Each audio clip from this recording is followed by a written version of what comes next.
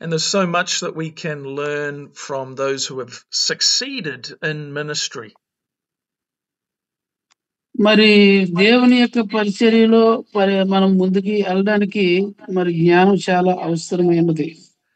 My opening Bible reading comes from the words of the Apostle Paul from 1 Corinthians chapter 3, verses 10 to 15. మరి ఈ సమయంలో 1 కొరింథీయులకు రాసిన పత్రిక 3వ అధ్యాయం 10 నుంచి 15 వచనాలు మనం ధ్యానం చేద్దాం. And out of God's grace, the Apostle Paul became a wise builder for the kingdom of God. అయితే అపోస్తలుడైన పౌలు గారు దేవుని జ్ఞానము ద్వారా ఎలాగైనా మన సంఘాన్ని కట్టుకోవాలో, దేవుని రాజ్యాన్ని ఎలా కట్టుకోవాలో మనకు అక్కడ తెలియజేస్తా ఉన్నాడు. A wise builder. We have to be wise in building ministries for Jesus. అయితే మనము దేవుని కొరకు దేవుని పరిచయాన్ని కట్టబడాలని మనం తెలుసుకోవాలి. And Paul, he says that he laid a foundation, but that foundation was just the truth and the reality of Jesus Christ. అయితే మనం యేసుక్రీస్తులో నిజమైనటువంటి సత్యాన్ని ప్రకటించే వారంగా మనము ఆయన రాజ్యాన్ని కట్టేవాడుగా ఉండాలి. The reality of Jesus being our Lord and Savior has to always be the foundation of our ministries. అయితే వాస్తవంగా దేవుని సత్యాన్ని నిజముగా మనం సువార్తను ప్రకటిస్తే దేవుడే ఆ పరిచయను ఆశీర్వదించువాడై ఉన్నాడు. Out of that, we want to walk with Jesus. We want to be the close friends of Jesus. We want to love Jesus. అయితే మనము దేవుని ప్రేమించాలి, ఆయన యొక్క ఆజ్ఞలు గైకొనాలి, ఆయన మాత్రమే సేవించే వరంగా మనం ఉండాలి. And we love Jesus because he first loved us. ఎందుకు చేతన మనం ఆయన ప్రేమించాలంటే ఆయనే మనల్ని మొదటగా ప్రేమించాడు గనుక. So the love of Jesus, the grace of God strengthens our hearts for ministry. అయితే యేసు మనల్ని ప్రేమించడమే కాకుండా ఆయన కృప ద్వారా మన హృదయానికి బలమిచ్చి ఆయన పనిలో మనల్ని వాడుకుంటున్నాడు. Yes sir. But Paul gives a warning to everyone who is called to ministry. Make sure that you are careful how you build. అయితే మరి మన సేవా పరిచర్లో మనం చేస్తా ఉన్నప్పుడు ఆయనే మన గురించి జాగ్రత్త వహించి ఎలా నడవాలో మనకు జ్ఞానం ఇచ్చి ముందుకు నడిపించేవాడుగా కనపడుతూ ఉన్నాడు. Make sure that you're not building on a wrong foundation. Make sure that you're building your ministry out of your relationship and friendship with Jesus. మరి మన పరిచర్యలో ఎక్కువగా మనం ఎవరైతే మనుషులతో ఎలాగైతే బంధుత్వం కలుపుకొని మనం మాట్లాడుకుంటూ స్నేహితులుగా ఉంటామో, అలాగే దేవుడిని మనం ఒక స్నేహితుడిగా లేకపోతే మంచి బాంధవ్యం కలిగి మనం ఉండగలగాలి పరిచర్యలో. Now Paul gives the illustration of two different types of materials that can be used in building a ministry.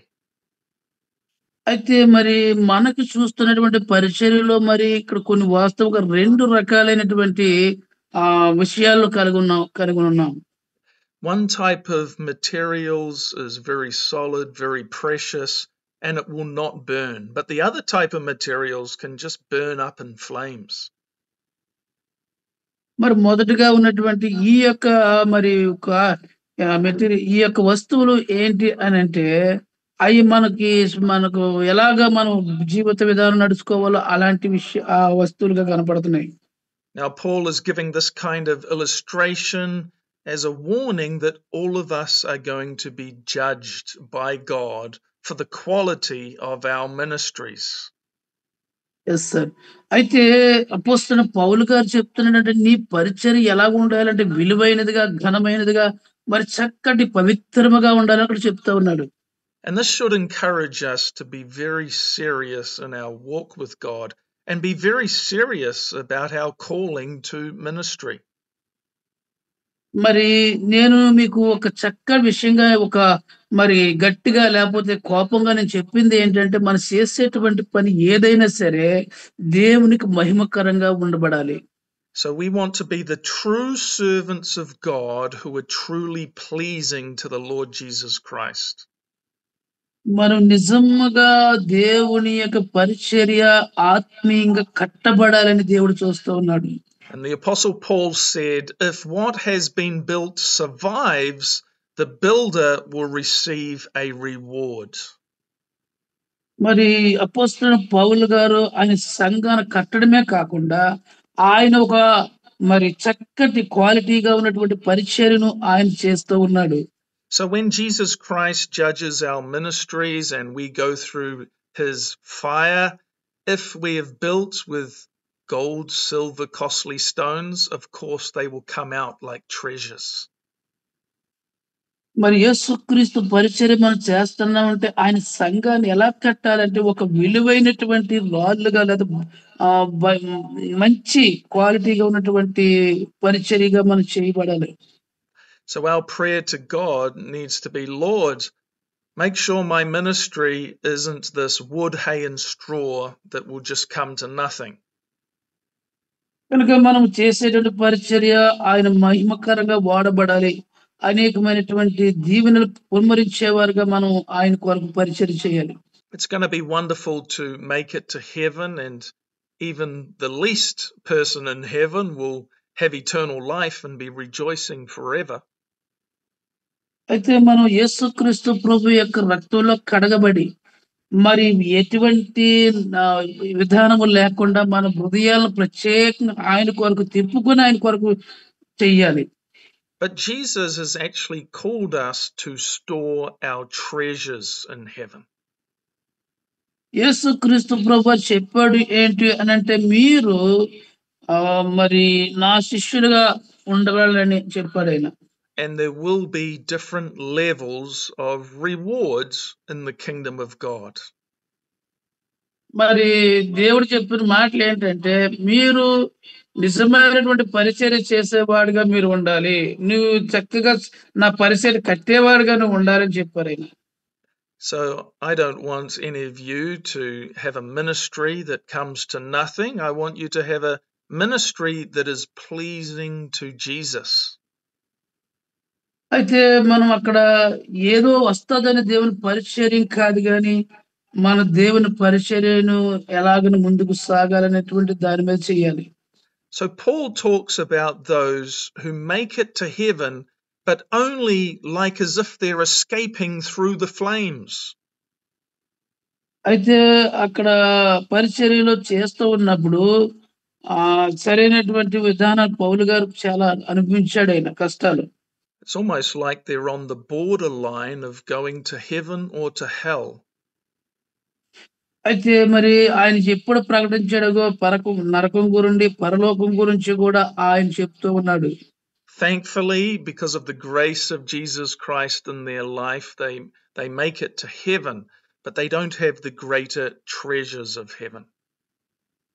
అయితే మరి నాకు ఇష్టమైన పరిచర్య ఏంటంటే పరలోకం ఎంతో అనేక మందిని తీసుకురావాలి అనేటువంటి చక్కటి మనకి దేవుడు అవకాశాలు మనకు కనిపించాడు. So it's only God who sees the depths of our hearts. కనుక మనం దాని లోపలికి మన హృదయాలని వాళ్ళకి అప్పచెప్పుకుని దాని ప్రకారంగా మనం నడుచుకునే వారంగా ఉండాలి. And God knows who his faithful and true servants are. కనుక దేవుడు తెలుసు మన యొక్క ఆత్మీయ జీవితం ఎలాగుందో, మనకున్నటువంటి వాస్తవం ఎలాగుందో, లేకపోతే నిజాయితీగా మనం ఎలా చేస్తున్నాం కూడా దేవుడికి తెలుసు. You know, sometimes when pastors are living in sin, they don't want to listen to God's rebukes. అయితే నేను చూస్తాను కొన్ని పాస్టర్లు పాపంలోనే ఉంటున్నారు. అలాగే వాళ్ళు ఏమాత్రం దేవుని మాటకు వినబడేడుగా ఉన్నారు. Yes sir, it is true. But it's actually a blessing if God rebukes us because of our sin, so that we can get our lives right before God now instead of leaving it too late. అయితే మనకి దేవునిలో ఒక నిజమైన వెలుగుగా ఆయనడు కనుక మనం అలాగుండకుండా ఆ వెలుగును గురించి మనం యేసుక్రీస్తున్నాడు ఆ వెలుగులో మనం ఉండాలి. So many Christians have started well, but have they finished well? అయితే చాలా మంది క్రైస్తవులు ఏం చేస్తున్నారంటే వారి యొక్క జీవితాన్ని ఏమి కూడా ఆత్మీయంగా చేయట్లేదు చాలా మంది. See, in Christian ministry, you can face many challenges, many hardships, even many temptations. అయితే చాలా మంది క్రైస్తవులు నిజాయితీగా ఉంటున్నారు కానీ, వాళ్ళు తనకున్నటువంటి బాధలు బట్టి, వాళ్ళకున్న సమస్యను బట్టి, వాళ్ళకున్నటువంటి విధానాన్ని బట్టి వాళ్ళేం చేస్తారు త్రోవ తప్పిపోతూ ఉంటున్నారు. And out of these circumstances, will you develop a closer walk with God, or will you allow things to pull you down? అయితే నిజమైనటువంటి మన యొక్క మన పరిచర్య నానా విధాలుగా అభివృద్ధి చేసే వారంగా మనం చూసుకుంటూనే ఉండాలి దేవుని పని కొరకు. This is why these words from the Apostle Paul are such an important warning to us today. మరి అపోస్తలుడైన పౌలు గారు ఈ రోజున మనతో ఏమని మాట్లాడుతున్నాడంటే, మరి చక్కటి పరిచర్య బాగా చేయగలగాలని చెప్పి ఆయన మాట్లాడుతూ ఉన్నాడు. We don't want to get to heaven and then regretting that we didn't allow God to do a deeper work in our hearts. మరి మనం ఎప్పుడు కూడా మన యొక్క లోతైనటువంటి హృదయంతోనే దేవుని పని కొరకు పాకులాటాడి అనేక మంది కొరకు దేవుని పరిచర్య చేయడానికి మనం ఎంతసేపైనా మనం నిలబడి ఉండాలి. So really open your heart to God and allow God to speak to you. ఒకవేళ మీరు నిజంగానే మీ హృదయాన్ని తెరిచి దేవుడి కొరకు మీ హృదయాన్ని అప్పగించుకుంటే, దేవుడే మిమ్మల్ని ఎలా నడిపించాలో ఆయన నడిపించగలుగుతాడు. See, if a pastor or Christian leader is living in sin, God will rebuke them. మరి ఒక క్రైస్తవ జీవితంలో మనం ఎలాగుంటున్నాము అని అంటే, మరి మన జీవితము దేవుని మీదనే ఆధారపడే వారంగా మనం ఉండాలి. The sad thing is when they ignore or refuse to listen or take action to that warning from God. మనం ఎప్పుడు కూడా దేవుని వాక్యాన్ని వినడి మరి దాని ప్రకారంగా నడుచుకుని నేర్చుకునే వరంగా దాని ప్రకారంగా నడుచుకునే వరంగా ఉండాలి. ఇంకా And because they don't listen to God, they will produce the wood, hay and straw that we've been looking at from the warning of the Apostle Paul. మరి ఎప్పుడు కూడా దేవుని వైపు చూడడమే కాకుండా అపోస్తలుడు పౌలు గారు ఏ విధంగానైతే పరిచర్యను కొనసాగించారో ఆ మార్గం గుండానే ఆయన నడిచి ముందుకు వెళ్ళగలిగాడు. But the Lord will discipline his children because he loves his children. కనుక దేవుడు తన పిల్లల్ని ఎప్పుడు కూడా క్రమశిక్షణ నడిపించడమే కాకుండా ఆ పిల్లల్ని ఆయన మరి మాట్లాడుతూ ఉన్నాడు. Not long ago, a person came to my church office. I'm a pastor here in New Zealand. అయితే మరి నేను ఒక న్యూజిలాండ్ లో ఒక సేవకుడిగా పాస్టర్‌గా నేను పనిచేస్తా ఉన్నాను. And I was given some very serious concerns raised by this person about some sins in a life of a pastor. అయితే మరి అక్కడ కొంతమంది దగ్గర నేను సేవకుడిగా పనిచేస్తున్నాను. మరి కొన్ని క్రిటికమైన పరిస్థితులను బట్టి అక్కడ చేస్తా ఉన్నాను. So I had to pray, God, give me wisdom. What should I do with this report, this bad report that has come to me? ప్రభా నాయన ఈ పరిస్థితుల్లో నేను ఏం చేయాలో నాకు తెలియక సతమతమవుతున్నాను కనుక నీవే నాకు జ్ఞానం ఇచ్చి ముందుకు నడిపించమని నేను ప్రార్థన చేశాను. So I wrote an email to this pastor, but I prayed to God, give me wisdom so this email is written in the right kind of way. ప్రభా నాయన ఇదిగో నాయన నాకు ఒక మెయిల్ వచ్చి ఈమెయిల్ వచ్చింది. ఆ మెయిల్‌ను ప్రభా నా తండ్రి నేను ఎలాగ పంపాలో మరి దాని విషయంలో ప్రభా నీ జ్ఞానం నాకు కావాలని ప్రార్థన చేశాను. Because I didn't know if this accusation is 100% true. I don't know all the details or everything that has happened, but it just seems like it's most probably it was a true report. అయితే మరి నేను సరిగానే పంపాను గానీ, దాన్ని ఎలా పంపాను ఏంటనేది నాకు అంతగా తెలీదు గానీ, మరి చక్కటి ఆ యొక్క మరి రిపోర్ట్ మరి అందించాను. So I wrote this message to the pastor in a way just saying that someone had come to my office and shared this concern. And if it is a true report, then you need to get help. ఆమేన్. హల్లెలూయా. కనుక మరి నేను విన్నటువంటి మాట ఏంటంటే, మీరు కరెక్ట్‌గా అయినటువంటి చక్కటి సందేశాన్ని మీరు అనుగ్రహించారు కనుక, మీరిచ్చినటువంటి రిపోర్ట్ నాకు ఎంతో సహకారంగా ఉందని అక్కడ సాక్ష్యం విన్నాను.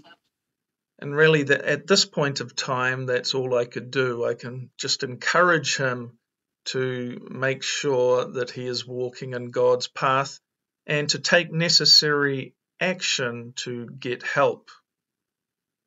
అయితే నేనేం చేశానంటే అప్పుడు ఆమెతోనే మాట్లాడుతూ ఉన్నాను. నేను దీని కొరకు ప్రార్థన చేసి నేను ఖచ్చితంగా నీకు ఒక సహకారంగా నేను ఉంటానని చెప్పేసి వాళ్ళకి ప్రోత్సాహకరంగా మాట్లాడాను. We'll see what happens in this situation. But in many ways, through this kind of thing, God is bringing gentle rebukes. కనుక దేవుడు మన మధ్యలో ఏం చేసి ఎలా మాట్లాడో మన మధ్యలోకి వచ్చి ఆయన మాట్లాడి ఆ విధంగా ముందుకు కొనసాగించేవాడుగా మనకుంటాడు. And if the report was true, my advice to the pastor is to completely humble himself, come into God's light, come out of any darkness, be honest, be truthful, and then you can receive the blood of Jesus. ఆమేన్. ప్రభువా నాయన ఇదిగో మనం పరిచర్య చేస్తా ఉన్నాం. కనుక నిజాయితీగా పరిచర్య చేస్తున్నప్పుడు మరి క్రమశిక్షణగా దేవుడికున్నప్పుడు ఆయనే మన పరిచర్యలోకి వచ్చి ఆయనే మన ముందుకు నడిపించి జ్ఞానం ఇచ్చిన వారిగా చేసి మనల్ని ముందుకి కొనసాగించబడతా ఉంటాడు. Now, if a person hardens their heart when God is trying to speak to them, well, God will he will allow hardships to come into their life. మరి ఎప్పుడైతే మనం ఆ విధంగా ఉంటామో దేవుడే మన హృదయంలోకి వచ్చి మనం చేసే పరిచర్యలన్నీ కూడా ఆయనే చేసి మనకి ఎంతగానో మనకు సహకరించేవాడుగా దేవుడు మనకున్నాడు. We have to walk in God's peace, but then we're specifically called to be holy before God. కనుక దేవుని కొరకు చక్కటి పనిలో మనకు ఎదగగలగాలి అనంటే ఆయన మనకు తోడుగా ఉండి నడిపించడమే కాకుండా ఆయన పరిస్థితుల్లో అన్నిటిలో కూడా దేవుడే మనకు సహకారం చేసి ముందుకు సాగించేవాడు ఉంటాడు.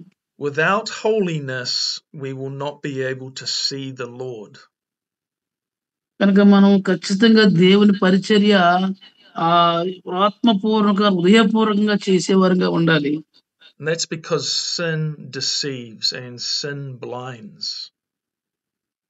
కనుక ఆయన కుమారుడిగా పిల్లలుగా మనం ఉంటున్నాం కనుక మనం జీవించబడ్డారంటే ఆయనకు మనం అర్పించుకునే వారంగా ఉండాలి. See, the religious leaders of Israel, they had the word of God, but they became so blind.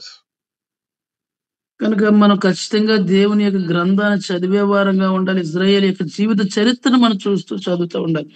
And that's why even when Jesus Christ came to this earth and performed amazing miracles all around them, they rejected the signs.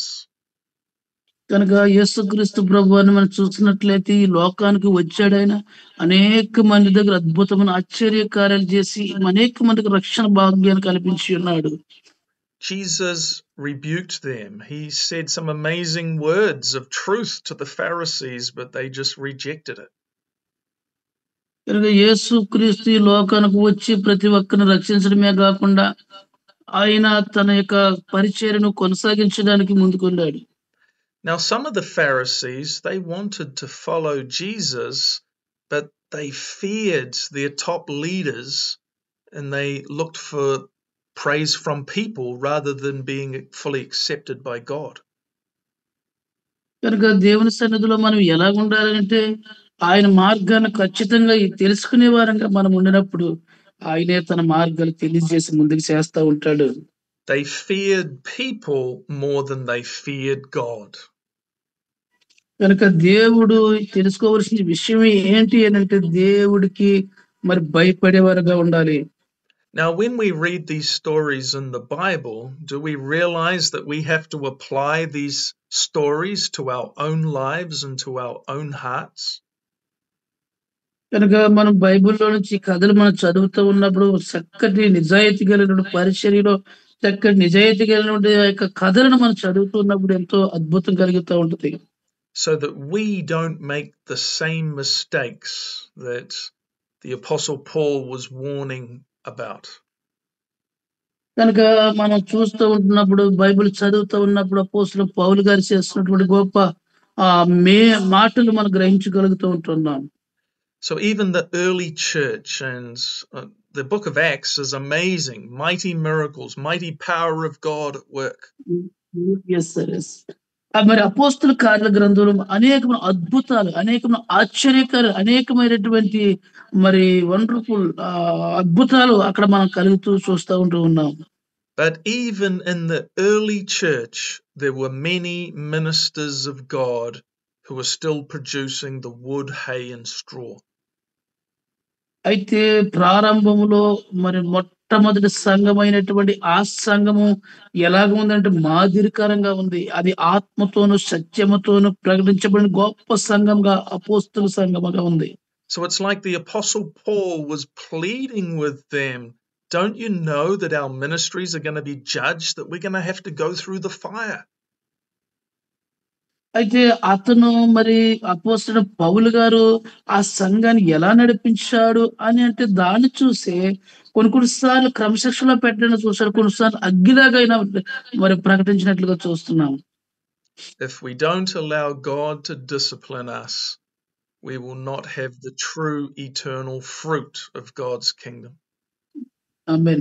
కనుక మనం ఆయనలాగే పరిచర్య చేసి మరి ఈ నిత్యత్వమైనటువంటి దేవుని రాజ్యాన్ని కట్టి అనేకమైన అద్భుతమైన ఆశ్చర్య కార్యాలు ఆయన కొరకు చేసే వారంగా మనం ఉన్నాం. Lord, I thank you for the word of God and the wisdom that we can receive through the word of God. ప్రభువా నాయనా నీకు వందనాలు చెల్లిస్తా ఉన్నాను. నీ యొక్క విలువైనటువంటి మాటలను బట్టి మేము పొందుకున్న దేవుని ఆత్మశక్తిని బట్టి నీకు వందనాలు చెల్లిస్తా ఉన్నాను. I pray for the pastors of Andhra Pradesh and whatever different places you are, that every pastor will be the true pastor and faithful to God. మరి ప్రభా తండ్రి ఈ సమయంలో తండ్రి ఆంధ్రప్రదేశ్లో ఉన్న ప్రతి సేవకుడి కొరకు ప్రార్థన చేస్తున్నాం తండ్రి. నీ అద్భుతమైన ఆశ్చర్యకరమైన పరిచర్య ప్రభు వారు చేయడానికి కృప చూపించమని ప్రార్థిస్తున్నా. That those who have been called to ministry will be faithful and true to receive the treasures, the rewards that Jesus has for us. ఆమేన్. ప్రభువా నాయనా వారు చేస్తున్న నిజాయితీ పరిచర్యను బట్టి ప్రభువా తండ్రి పరలోకమైన అద్భుతమైన ఆశ్చర్యకారులు తండ్రి వారు పొందుకునే శక్తిని ప్రభు వారికి దయచేయమని అడుగుతున్నాం. That we will walk humbly before our God. మరి ప్రభువా మా తండ్రి అయిన దేవా నీ కొరకు నీ ముందు నాయన చాలా వినయ విధేయతగా ఉండి నేర్చుకునే వారుగా మమ్మల్ని చేయండి.